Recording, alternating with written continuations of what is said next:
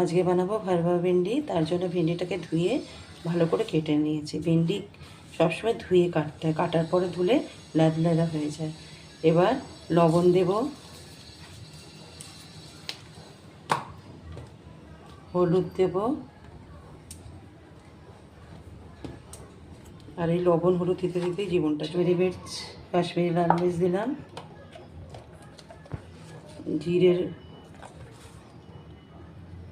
জিরের গুঁড়ো দিলাম, আর ধনের গুঁড়ো দিলাম,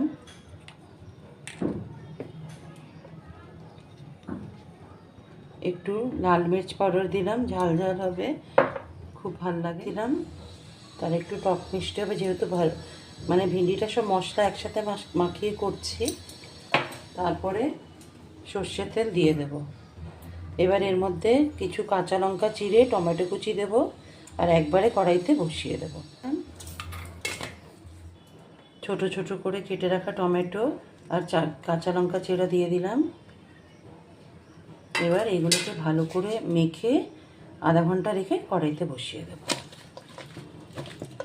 এবার আধা ঘন্টা হয়ে গেছে। এবার আবার উপর থেকে একটু সর্ষের তেল ছড়িয়ে মেজে কড়াই গরম হয়ে গেছে। এবার মাখানো ভিন্ডিটা দিয়ে দিলাম। এটা মশলা ভিন্ডি, তাই একসাথে সব মশলাগুলো মাখিয়ে বসিয়ে দেব। এবার ভিন্ডিটা হতে দেব। গ্যাসটা কম আঁচে করে একটা ঢাকনা দিয়ে বসিয়ে দেব। ভিন্ডিটা হয়ে যাচ্ছে। আর একটু হলে একটু গরম মশলা আর একটু আচারি মশলা দিয়ে নামিয়ে দেব। একটু আচার দিলাম দিয়ে এবার নাড়াচাড়া করে নামিয়ে দেব। মশলা ভিন্ডিতে সব মশলা একসাথে মিলিয়ে করলে খুব তাড়াতাড়িও হয় আর খুব সুস্বাদু। মশলা ভিন্ডি তৈরি,